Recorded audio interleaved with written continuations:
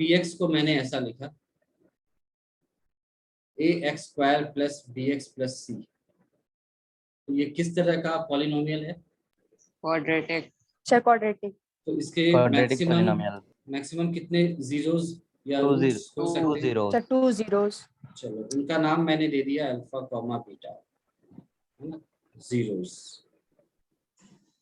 तो आपको रिलेशन बताया गया होगा, अल्फा प्लस बीटा की वैल्यू क्या आएगी यहाँ?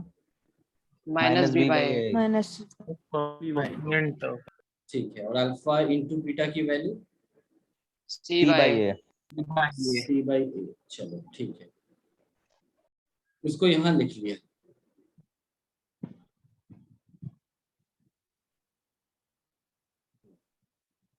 इसको यहाँ छोड़ा, आगे बढ़ते हैं। Alpha square plus beta square plus 2 alpha beta किसका एक्सपेंशन है? Alpha plus beta square. Beta का whole square. Alpha plus beta का होल स्क्वायर। अच्छा, इसमें अगर मैं -4 अल्फा बीटा और +4 अल्फा बीटा ऐड कर दूं तो कुछ फर्क पड़ेगा क्या? No sir. No cancel sir. हो जाएंगे, है ना, दोनों कैंसिल हो जाएंगे, एक ही बात। ठीक है, तो हमने क्या किया, ऐसा ही किया, ऐड कर दिया और अब इसको एक साथ लिखा। तो सॉल्व होकर के क्या बनेगा? Alpha square plus beta square -2 alpha beta. Minus beta का होल स्क्वायर। हाँ, मतलब alpha square plus beta square beta -2 alpha beta -2 alpha beta plus 4 alpha beta. ठीक, इसको हम फर्दर क्या लिख सकते हैं, अल्फा माइनस बीटा का whole square plus 4 alpha beta. ठीक है, yes sir. Yes sir. Yes sir. ठीक है, ये क्या था? अल्फा प्लस बीटा के होल स्क्वायर के। यही था ना। चलो, तो Yes. यहाँ पर भी वैसा ही रहेगा। अल्फा प्लस बीटा के होल स्क्वायर को ऐसा लिख सकते हैं। अग्री कर रहे हैं आप सभी? Yes yes sir. यस तो सर। इसको थोड़ा रीअरेंज भी किया जा सकता है। अल्फा माइनस बीटा का होल स्क्वायर को हम ऐसा लिख सकते हैं कि अल्फा प्लस बीटा का whole square -4 -4 alpha alpha beta. Beta. -4। ठीक है, तो यहाँ से अल्फा माइनस बीटा की बात भी लिखी जा सकती है, अल्फा प्लस बीटा का whole square -4 alpha beta under root. ये सही है? Yes sir. Yes sir. ये आपको याद रखना है, ये आपको याद रखना है। ये जनरल है, a माइनस बी को हम a प्लस बी का whole square -4ab under root लिख सकते हैं। ठीक है, तो कई बार आपने देखा सर। होगा कि, एक मिनट, कई बार आपसे पूछा गया होगा कि एक क्वाड्रेटिक पॉलिनोमियल है और सम ऑफ द रूट्स और प्रोडक्ट ऑफ द रूट्स तो आप खुद से निकाल सकते हैं। इसको हम बोलेंगे डिफरेंस ऑफ द रूट्स, है ना, इसको हम बोलेंगे डिफरेंस ऑफ द रूट्स। तो आपसे पूछा जाएगा कि डिफरेंस ऑफ द रूट्स या जीरोस। इक्वेशन जब हम पढ़ते हैं तो रूट्स बोलते हैं, पॉलिनोमियल या फंक्शन में जीरोस यूज करते हैं। तो डिफरेंस ऑफ द जीरोस मान लो। तो अगर आपसे पूछा जाए कि डिफरेंस ऑफ द जीरोस कितने होंगे तो यहाँ से ऐसे निकाला जाएगा। समझ में आ गया आपको? Yes sir. यस इसमें सर। कोई कंफ्यूजन है? No sir. चलो ठीक है। हाँ, और क्या पूछना है इसमें, पूछो जल्दी। सर वही पूछना था डिफरेंस में। हाँ, डिफरेंस ऑफ द जीरोस। इसका और भी क्या एप्लीकेशन हो सकता है, देख लेते हैं। मान लो अल्फा प्लस बीटा की वैल्यू क्या होती है, आपने बताया था थोड़ी देर पहले, -b/a। -b/a। तो चलो हमने उसको कुछ न कुछ समय के लिए m मान लिया। क्यों? क्योंकि -b की वैल्यू आपको पता होगी, a की वैल्यू पता होगी, आप रखोगे तो 2 4 5 कुछ आंसर आएगा। मान लो m है, यस है ना? सर। और अल्फा माइनस बीटा भी आप सॉल्व करेंगे ऊपर में जो है, तो इसकी भी कुछ वैल्यू आएगी। मान लो इसकी वैल्यू n है, हमने ऐसे लिखा और दोनों को ऐड कर दिया तो क्या मिलेगा? 2 alpha is equal to m plus n. 2 alpha is equal to m plus n, यानी alpha is equal to m plus n by 2। by 2. ठीक दिख रहा है सबको? Yes, sir. अच्छा, इसको Yes, दोबारा sir. है ना, यहाँ पर भी देखो alpha plus beta is equal to m और alpha minus beta is equal to n। अब दोनों को सब्ट्रैक्ट कर दिया जाए तो क्या होगा? -2 beta m नहीं। minus n. 2 beta is equal to m minus n। M minus n. Yes, yes. तो बीटा की वैल्यू आ गई m minus n by 2। M minus n by 2. दिखा आपको? Yes, sir. यानी इसका एक और पर्पस है अल्फा माइनस बीटा निकालने का, कि हमसे अगर इंडिविजुअल जीरोस पूछा जाए तो भी निकाल सकते हैं ऐसे, है ना। मतलब कि आपको Yes. क्वेश्चन में एक क्वाड्रेटिक पॉलिनोमियल दे दिया जाए, सिर्फ एक क्वाड्रेटिक पॉलिनोमियल दिया जाए और आपसे पूछा जाए कि इसके जो जीरोस हैं उनकी वैल्यूज आप बता दो निकाल करके। तो एक तो है कि आप उसको फैक्टराइज कर पा रहे हैं तो आप कर लेंगे, नहीं कर पा रहे हैं तो ये तरीका है, यहाँ से करके निकाल लिया। दूसरा कोई ये भी कह सकता है कि इसकी भी क्या जरूरत है, हमें तो ये पता ही है कि अल्फा प्लस बीटा की वैल्यू होती है माइनस बी बाई ए और अल्फा बीटा की वैल्यू होती है सी बाई ए। तो यहाँ से आपने कुछ भी निकाल लिया, मान लो बीटा को लिख दिया सी बाई, या हम इसको एम और एन मान के चल रहे थे तो वो ज़्यादा सिंपल होगा, है ना, कैलकुलेट करने के लिए। तो ये m मान लिया, इसको मान लो k है, तो अल्फा बीटा को हमने k बाई अल्फा मान लिया, मतलब बीटा वहां से k बाई अल्फा हो जाएगा। तो ऊपर में हमने रखा alpha plus k by alpha is equal to m। तो यहाँ से भी अल्फा निकल जाएगा और बीटा निकल जाएगा, लेकिन क्या है कि यहाँ से अल्फा में आपको एक क्वाड्रेटिक मिलेगा, अल्फा में एक क्वाड्रेटिक आएगा, उसको आपको सॉल्व करना पड़ेगा। दिखा आपको? इस तरह से भी Yes, हम कर sir. सकते हैं ना। Yes, हमारा sir. देखो हमारा कुछ भी अप्रोच हो सकता है, हमने इस तरह से भी किया तो यहाँ पर अल्फा स्क्वायर आएगा प्लस अल्फा आएगा, एक क्वाड्रेटिक आएगा, वहां से सॉल्व करके निकाल सकते हैं। इस मेथड से क्वाड्रेटिक का झंझट नहीं, आप देख सकते हो। अल्फा प्लस बीटा की वैल्यू आपने कैलकुलेट कर ली और अल्फा माइनस बीटा तुरंत यहाँ से कैलकुलेट कर लिया। अगर अल्फा प्लस बीटा पता है, अल्फा बीटा पता है, तो इसी तरह की वैल्यू दी जाएगी कि सॉल्वेबल हो और रूट में ना आए। तो अल्फा फॉर्मूला बीटा नहीं लगा सकते हैं क्या, सर? डायरेक्ट फॉर्मूला कौन सा formula? Sir, minus B plus minus under root B square. वो तो हमने पढ़ा नहीं अभी, वो आपको कहाँ पढ़ाया गया? वो तो इक्वेशन के केस में यूज होता है, वो पॉलिनोमियल्स में यूज नहीं हो सकता। वो तभी यूज होगा जब इक्वल टू समथिंग है, ठीक है। अगर ऐसा उसको यूज कर सकते तो मैं ये सीधे बता देता, इसकी वैल्यू होती है रूट डी बाई ए, इसकी वैल्यू ये होती है, पर मैंने जब डी पढ़ाई नहीं तो मैं क्यों बताऊं, है ना। तो हम उसमें नहीं जाएंगे अभी, क्योंकि वो सब क्वाड्रेटिक इक्वेशन जब पढ़ेंगे तब सीखेंगे, है ना। अभी हम पॉलिनोमियल्स की बात कर रहे हैं, तो ऑब्वियसली आपसे वो सब पूछा भी नहीं जाएगा, ठीक है। वो आपको केवल आर एस अग्रवाल या आर डी शर्मा में दे देते हैं ताकि आप बुक को परचेज करो। हम तो स्टेप बाय स्टेप चलेंगे, ठीक है। तो अल्फा माइनस बीटा हमने कुछ भी जादू करके नहीं निकाला है ना, सिंपल तरीके से निकाला है, देख सकते हो। तो अल्फा प्लस बीटा पता है, अल्फा माइनस बीटा पता है, ऐड करेंगे तो अल्फा निकल आएगा, सब्ट्रैक्ट करेंगे तो बीटा निकल आएगा, एज सिंपल एज दैट, ठीक है। दिखा? इस स्टेप में किसी को कंफ्यूजन है तो आप पूछ लो। ओ सर, स्ट्रेट फॉरवर्ड है, No, pretty sir. Straight forward है ना। तो ऐसे क्वेश्चन पूछे जाते हैं कई बार कि आपको पूछ लिया जाएगा कि भाई अल्फा रूट्स या जीरोस की वैल्यूज बता दो, है ना, या कोई अननोन दे रखा है, सी की जगह के दे रखा है तो के की वैल्यू बता दो। इन एनी केस हम इसी अप्रोच को यूज करेंगे, इस तरीके से आपके सारे क्वेश्चंस बन जाएंगे, बी श्योर। और अगर आपको कुछ पूछना है क्वाड्रेटिक पॉलिनोमियल्स में या पॉलिनोमियल्स में तो आप पूछ सकते हैं, कुछ पूछना है?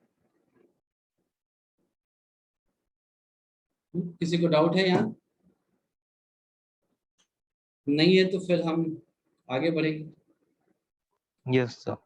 तो जैसे मान लो मेरे पास एक नंबर है k,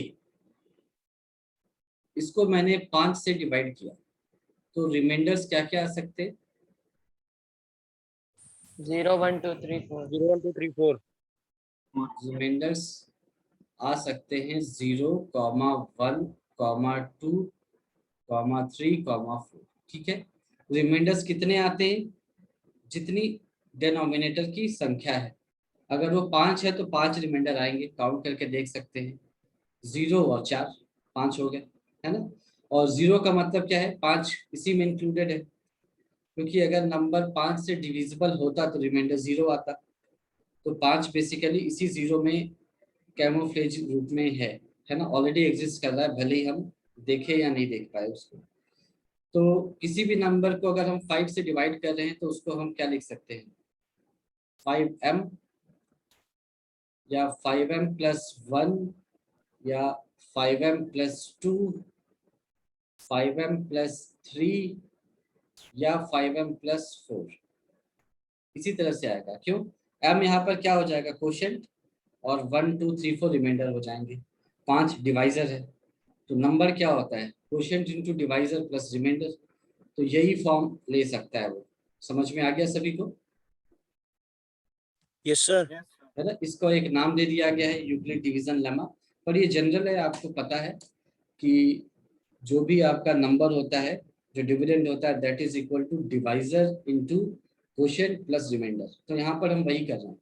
ठीक है, अगर मान लो मैंने 5 की जगह कुछ भी लिया, 8 ले लिया सपोज, तो रिमाइंडर्स कितने आएंगे? 0 से 7 0 to 7 0 से 7, यानी 8 रिमाइंडर्स आ सकते हैं। 0 1 2 करते करते 7 तक। तो 1 से 7 7 हो गए और एक 0 हो गया। तो नंबर्स जो कि 8 से डिवाइड होते हैं उसको लिखने का फॉर्म क्या होगा? 8m 8m plus 1 8m plus 1 8m plus 2 8m plus 3 8m sir 7 तक 8m प्लस 7 ऐसे लिख सकते हैं। किसी भी नंबर को जो कि 8 से डिवाइड हो रहा है वो इस तरह से लिखा जा सकता है। ये बात समझ में आ गई आपको? Yes Yes, sir. sir. ठीक है, तो अब मान लो कि नंबर k है और 3 से डिवाइड हो रहा है, तो रिमाइंडर्स क्या क्या आ सकते हैं? 0 1 0 0 1 2. 2 0 1 और 2। और नंबर के फॉर्म क्या हो सकते हैं? कैसे लिख सकते हैं? 3m plus 1 3m 3m plus plus 2 2 3m plus 3m ये plus आपने 2. शायद पढ़ा होगा, ऐसे क्वेश्चन हैं। तो कोई भी नंबर Yes, जिसको sir. 3 से डिवाइड किया जाता है उसको हम ऐसे लिख सकते हैं, या तो 3m होगा, या 3m प्लस 1 होगा, या 3m प्लस 2 होगा। इसके अलावा कुछ नहीं हो सकता। ये क्लियर है आपको? Yes sir. चलो, So, तो हाँ बोलो, पूछो पूछो जल्दी। sir, लास्ट वाला एक बार फिर से बता दीजिए, k/3 वाला. अगर किसी भी नंबर को 3 से डिवाइड करोगे तो रिमाइंडर्स की संख्या, है ना, रिमाइंडर्स की संख्या कितनी होगी? Sir, 3 होगी. 3 होगी, ये पता है? 0 1 2. हाँ, Yes, sir. तो जिस भी नंबर को हम जिस भी नंबर से डिवाइड करें, है ना, जो भी डिनोमिनेटर में हो, रिमाइंडर्स उतने ही आएंगे। ये हमेशा याद रखना चाहिए। ठीक है, और रिमाइंडर Yes, sir. कहाँ तक आएगा? 0 से लेकर के उस नंबर से एक कम तक। क्यों? क्योंकि वही नंबर अगर रिमाइंडर में आ गया तो इसका मतलब 0 है, क्योंकि वो तो डिवाइड हो ही जाएगा खुद से, है ना। जैसे 14 है, यस तो सर। 14 से अगर तुम किसी नंबर को डिवाइड कर रहे हो और लिख रहे हो कि रिमाइंडर 14 है, तो 14 से अगली बार डिवाइड हो ही जाएगा और रिमाइंडर 0 दे देगा। तो 14 0 में अपने आप को सम्मिलित किए हुए है ऑलरेडी, तो वो काउंट हो ही रहा है। उसी तरह से अगर किसी नंबर को 3 से डिवाइड किया तो रिमाइंडर या तो 0 आएगा, या तो 1 आएगा, या तो 2 आएगा। ठीक है, अब इसको हम कैसे लिख सकते हैं? किसी भी नंबर को जो कि 3 से डिवाइड होता है वो क्या हो सकता है? 3m हो सकता है, यानी कि वो 3 से कंप्लीटली डिवाइड हो जाएगा, या फिर 3m प्लस 1 हो सकता है, यानी 3 से डिवाइड हो रिमाइंडर 1 दे, या 3m प्लस 2 हो सकता है। यानी अगर मैं इसको सिंपल स्कूल वाले मैथ्स में लिखूं तो नंबर लिख दिया k, यहाँ पर लिख दिया 3, यहाँ पर लिख दिया m, और नीचे लिख दिया रिमाइंडर r, तो k क्या हो जाएगा आप देख सकते हो 3 इंटू m प्लस r, और r की वैल्यू क्या क्या है 0 हो सकती है, 1 हो सकती है, 2 हो सकती है, ये आपको पता है। तो जब 0 होगा तो k की वैल्यू क्या आएगी 3m, 3m, और 3 जब रिमाइंडर 1 होगा तो क्या आएगा 3m प्लस 1, 3m plus 1 और जब रिमाइंडर 2 है तो क्या आएगा 3m प्लस 2। 3m plus 2 कोई भी नंबर दुनिया का यही फॉर्म ले सकता है जब हम 3 से डिवीजन की बात कर रहे हैं, तो कोई भी नंबर आप ले लो। तो ये आपको समझ में आ गया अच्छे से या डाउट है इसमें? सर आ गया समझ आ में। गया। और सेम किसी भी नंबर के लिए एप्लीकेबल है ना, सेम किसी भी नंबर के लिए एप्लीकेबल है, यानी कि दुनिया का कोई भी नंबर जो हो सकता है 3m प्लस 1 टाइप का दिख रहा हो सकता है वो 8m प्लस 2 टाइप का भी दिखे, हो सकता है। जब हम 3 से डिवाइड कर रहे हैं तो उसको ऐसा लिख रहे हैं, जब 8 से डिवाइड करेंगे तो ऐसा होगा, हो सकता है जब वो 7 से डिवाइड हो तो ऐसा हो जाए, हमें पता नहीं है, हो सकता है कुछ ना कुछ तो होगा ही, हमने ऐसे ही मान लिया कुछ ना कुछ तो होगा ही। यानी हर नंबर का एक फॉर्म होता है कंपेयर टू द डिवाइजर, जिस नंबर से वो डिवाइड हो रहा है। तो 3 से डिवाइड करेंगे तो 3m, 3m plus 1, 3m plus 2, यही 3 फॉर्म्स होंगे। क्यों इसकी बात की? क्योंकि 3 से डिविजिबिलिटी के कुछ क्वेश्चंस हैं आपकी किताब में, वो आपसे पूछे गए होंगे, फिर उनके स्क्वायर या उनके क्यूब के बारे में भी पूछा गया होगा, ठीक है। तो चलो एक क्वेश्चन वैसा ही लेते हैं, मान लो prove that 1 and only 1, prove that 1 and only 1 out of n comma n plus 1 comma n plus 2 will be exactly divisible by 3 where n belongs to positive integer, है ना। z प्लस का मतलब क्या है? पॉजिटिव इंटीजर, ठीक है। तो ये जो क्वेश्चन है ये किसी भी फॉर्म में आपसे पूछा जा सकता है। ये प्रूफ दैट है यानी सब्जेक्टिव के फॉर्म में पूछा गया, ये एमसीक्यू के फॉर्म में पूछा जाता तो ऐसे पूछा जाता कि given n is a positive integer n comma n plus 1 n comma n plus 1 comma n plus 2, या out of n comma n plus 1 comma n plus 2। पहला option all are divisible by 3, अगला option exactly 2 are divisible by 3, third option exactly 1 is divisible by 3, fourth none of them are divisible by 3, ऐसा आ जाता है ना। तो MCQ में ऐसा पूछा जाता, और अगर सब्जेक्टिव है तो प्रूफ दैट पूछा गया है। तो क्वेश्चन आपको समझ में आया? Yes yes sir. sir, ठीक। पहली चीज तो पहली बात है कि हम 3 की डिविजिबिलिटी की बात कर रहे हैं, तो उसको पहले लिख दिया। whenever a number is divisible by 3,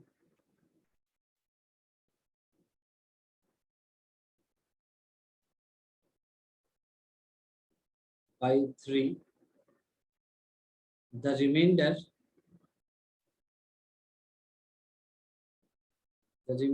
will either be 0 or 1 और 2। ये तो सभी को पता है ना, कि कोई भी नंबर ले लिया 3 से डिवाइड करेंगे तो रिमाइंडर या तो 0 आएगा, या तो 1 आएगा, या तो 2 आएगा। ये पहली बात पक्की हो गई। इसको मैं पॉइंट नंबर 1 मान लेता हूँ यहाँ पे, जो आपको याद रखना है।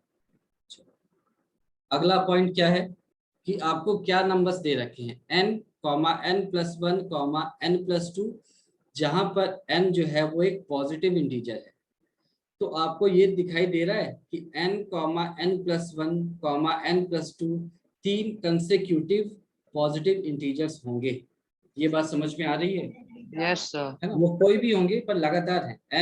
n में एक जोड़ा और उसमें फिर से एक जोड़ा, तो n उसमें 1 ऐड करने पर n प्लस 1 आएगा, और n प्लस 1 में एक ऐड करने पर n प्लस 2 आएगा। तो ये तीनों लगातार आने वाले नंबर्स हैं। दिखाई दिया आपको? तो इसको लिख लेते हैं फिर से, ये पॉइंट 2 हो गया। Here n comma n plus 1 comma n plus 2 are 3 consecutive positive integers। ठीक है, यहाँ तक कोई कंफ्यूजन? No sir. ठीक है, तो ये सब कब करेंगे आप? जब ये सब्जेक्टिव क्वेश्चन है। जब ऑब्जेक्टिव है तो सुंदर सा रफ बना करके ये सब लिखने नहीं बैठ जाएंगे, है ना, वरना पूरा केवल इसकी लिखावट में चला जाएगा आपका समय, है ना। ये सब फिर मन में करना पड़ेगा आपको। चलो, तो नंबर्स ले लिया हमने, n है, n+1 है और n+2 है, ऐसे रिमाइंडर्स।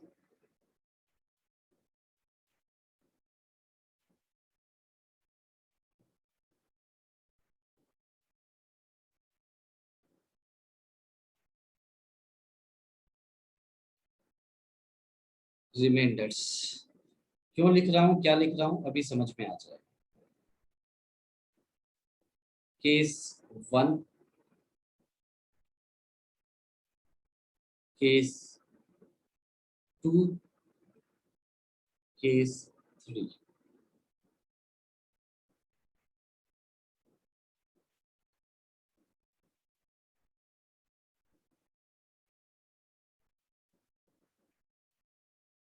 ठीक, केस 1।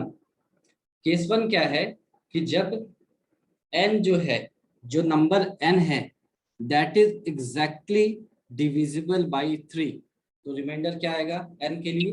0। 0। Very good. जब n is exactly divisible by 3 तो रिमाइंडर आएगा 0। उस केस में n+1 के लिए क्या रिमाइंडर आएगा? 1। 1 और n+2 के लिए 2। इसमें कोई कंफ्यूजन है कि जब n एग्जैक्टली डिविजिबल बाय 3 होगा तो रिमाइंडर 0 आएगा, तो उससे एग्जैक्टली एक बड़ा नंबर जब 3 से डिवाइड होगा तो रिमाइंडर 1 आएगा, और उससे एग्जैक्टली एक बड़ा नंबर 3 से डिवाइड होगा तो रिमाइंडर 2 आएगा। कोई कंफ्यूजन इसमें? No sir. स्ट्रेट फॉरवर्ड है ये, है ना। चलो, जब n+1, केस 2 क्या है, जब n+1 is exactly divisible by 3 तो रिमाइंडर n+1 के लिए क्या आएगा? 0। और उससे एक नंबर हम बढ़ा देंगे तो रिमाइंडर क्या आएगा? 1 ऑब्वियसली। और जब उससे n+1 से एक नंबर छोटा लेंगे, 3 से डिवाइड करेंगे तो रिमाइंडर क्या आएगा? 2। बिल्कुल सही बात है, 2 आएगा। ठीक है, for example 21 is exactly divisible by 3, उससे एक छोटा नंबर लेंगे तो 20 आएगा, 3 से डिवाइड करो रिमाइंडर 2 आता है। उससे एक नंबर बढ़ा लो 22, उसको 3 से डिवाइड करो रिमाइंडर 1 आएगा। ठीक है, case 3, when n+2 is exactly divisible by 3 तो रिमाइंडर n+2 के लिए क्या आएगा? 0। गुड। उससे एक छोटा नंबर लिया, 3 से डिवाइड किया, रिमाइंडर 1 नहीं 2 2 आएगा। 2 आएगा, उससे एक छोटा 1 तब 1 आएगा। One. ये साइक्लिक ऑर्डर फॉलो करता है ना, कोई बड़ी चीज नहीं है। ये केवल 3 के लिए नहीं है, ये जनरल है, इसको देख लो यहाँ पर और हमेशा के लिए याद भी रख लो। ये एक साइक्लिक ऑर्डर में जाएगा सारे नंबर्स के लिए। 0 है मान लो, ये 1 है और ये 2 है, मान लो ऐसा लिखा तो 0, उससे एक बड़ा 1, उससे एक बड़ा 2। 1 से स्टार्ट करते है ना, जैसे 1 से स्टार्ट किया तो उससे एक बड़ा जो है वो 2 देगा, उससे एक छोटा 0 देगा। ये तो वही बात कह दी मैंने। चलो ऐसे, ठीक है, 0 से स्टार्ट किया तो ऐसा आएगा। ठीक है, अब मान लो 0 के लिए यहाँ से स्टार्ट किया तो उससे एक बड़ा नंबर इधर चले गए तो ये 1 आएगा, उससे एक छोटा चले गए तो 2 आएगा। ठीक है, और जब 2 से स्टार्ट किया मान लो, या फिर से 0 से स्टार्ट किया, यहाँ से स्टार्ट किया और छोटे नंबर की ओर गए तो 2 आएगा, और छोटे की ओर जाओगे तो 1 आएगा। उल्टे डायरेक्शन में हमेशा ऐसा ही होगा। ठीक है, नहीं तो तुम अपने दिमाग में नंबर रख के सोच सकते हो कुछ भी, कुछ भी रख लिया, 72, 73, 74, ऐसा 71, 72, कुछ भी रख लो रैंडमली, है ना। और उसको n+n मान लो, एक बार 72 को n मान लिया तो रिमाइंडर 0 आया, उससे एक बड़ा तो रिमाइंडर 1 आया, उससे एक बड़ा तो रिमाइंडर 2 आया। अब n+1 को 72 मान लो तो रिमाइंडर इसके लिए क्या आ जाएगा, 0। तो n+2 73 आ गया, उसके लिए रिमाइंडर 1 आया, तो 71 के लिए रिमाइंडर 2 आ गया। अब n+2 को 72 मान लो तो इसके लिए रिमाइंडर 0 आएगा, उससे एक छोटा 71, ये n+1 है, इसके लिए रिमाइंडर 2 आएगा, उससे एक और छोटा 70 है, इसके लिए रिमाइंडर 0 आएगा, है ना। ऐसे सोच लो। तो इसको करने का पर्पस क्या था? इसको करने का पर्पस ये है कि तुम तीनों ही केस में देख सकते हो एग्जैक्टली एक ही नंबर है, वो 3 से डिवाइड हो रहा है, दिख रहा है। चाहे कोई भी क्राइटेरिया लिया, कोई भी केस लिया, केवल एक ही नंबर होगा जो कि 3 से एग्जैक्टली डिविजिबल होगा। बाकी ऐसा कभी कोई केस नहीं आएगा जिसमें 3 लगातार नंबर में से 2 नंबर एग्जैक्टली 3 से डिवाइड हो जाए। ये बात क्लियर है, समझ में आ गई आपको अच्छे से? Yes sir. ठीक है, फिर से बोल दीजिए। तो कोई भी 3 नंबर आपको दे दिए जाए, 3 कंसेक्यूटिव नंबर्स, और आपसे पूछा जाए कि इसमें से एग्जैक्टली कितने नंबर्स हैं जो 3 से डिवाइड होंगे, तो आंसर होगा 1। एग्जैक्टली एक ही नंबर होगा जो हमेशा 3 से डिविजिबल होगा, चाहे कोई भी नंबर हो।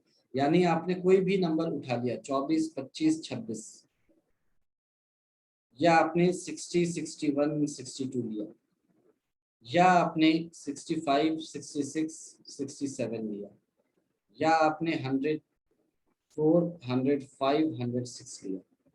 कोई भी 3 नंबर उठा लो दुनिया के, कोई भी 3 नंबर लगातार आ रहे हैं, तो उसमें से केवल एक ही नंबर होगा जो कि 3 से एग्जैक्टली डिविजिबल होगा। बाकी दोनों के लिए रिमाइंडर 1 होगा और 2 होगा। किसी एक के लिए 1 होगा, किसी एक के लिए 2 होगा। ठीक है, तो अगर ये ऑब्जेक्टिव में आ गया तो आपका आंसर क्या होगा, एग्जैक्टली 1 इज डिविजिबल बाई 3। ठीक है, अगर सब्जेक्टिव में आया तो इस तरह से प्रूफ करना पड़ेगा आपको। तो समझ में आ गया आपको प्रोसेस? Yes sir. ठीक है, तो यस अगर सर। कई बार स्टूडेंट्स को स्क्वायर में दिक्कत हो जाती है। अगर मान लो ये क्वेश्चन ऐसा होता कि प्रूव दैट किसी भी नंबर, कोई भी नंबर है मेरा a, उसका स्क्वायर क्या हो जाएगा, a स्क्वायर। आदित्य दुबे, हाँ बोलो। सर इसकी रिकॉर्डिंग सर आज डाल देंगे? हाँ डाल सर दो। मैं आज शुरू से क्लास में नहीं हूँ सर, एकदम ज्वाइन नहीं पा रहा हूँ, अभी ज्वाइन किया। ठीक है, ठीक है, मैं अपलोड कर दूँ। तो चलो, क्वेश्चन क्या है कि मेरे पास एक नंबर है a, ध्यान से सुनना, ये आपके बुक का क्वेश्चन है और ये काफी बार बोर्ड में आया है, ऐसे क्वेश्चन पूछे जाते हैं। आपके पास एक नंबर है a, उसका स्क्वायर करेंगे तो क्या आएगा, a स्क्वायर आएगा। ठीक है, यस सर। तो जब a स्क्वायर को हम 3 से डिवाइड करेंगे तो उसका फॉर्म या तो 3m होगा या तो 3m+1 होगा, ये इसी फॉर्म में आएगा। यानी दुनिया का कोई भी नंबर आप ले लो, उसको स्क्वायर कर दो और उसको 3 से डिवाइड करोगे तो या तो वो 3 से कंप्लीटली डिविजिबल होगा या रिमाइंडर 1 आएगा। ये प्रूफ करने के लिए कहा जा रहा है। तो क्वेश्चन समझ में आया आपको? सर 2 नहीं आ सकता? क्या? रिमाइंडर 2 नहीं आ सकता सर? नहीं, रिमाइंडर 2 नहीं आएगा, यही कहा जा रहा है प्रूफ करने के लिए। क्वेश्चन कहा गया कि आप दुनिया का कोई भी नंबर उठा लो, उसका स्क्वायर कर दो, और जो स्क्वायर आया, नंबर को नहीं, स्क्वायर को 3 से डिवाइड करो, या तो 3 से कंप्लीटली डिविजिबल होगा या रिमाइंडर 1 आएगा। ये प्रूफ करने के लिए कहा जा रहा है। ऑब्जेक्टिव में क्या आ जाएगा कि अगर कोई नंबर का स्क्वायर है, डिविजिबल बाई 3 अगर है, या किसी भी स्क्वायर के किसी भी नंबर के स्क्वायर को जब 3 से डिवाइड करेंगे तो रिमाइंडर या तो 0 आएगा या तो 1 आएगा, पहला ऑप्शन। दूसरा, या तो रिमाइंडर 1 और 2 आएगा। तीसरा ऑप्शन रिमाइंडर 0, 1 या 2 आएगा। चौथा ऑप्शन रिमाइंडर सिर्फ 0 आएगा। कुछ भी ऐसा पूछ लिया है ना। तो दोनों ही एमसीक्यू में भी आ सकता है और मेन सब्जेक्टिव में भी आ सकता है।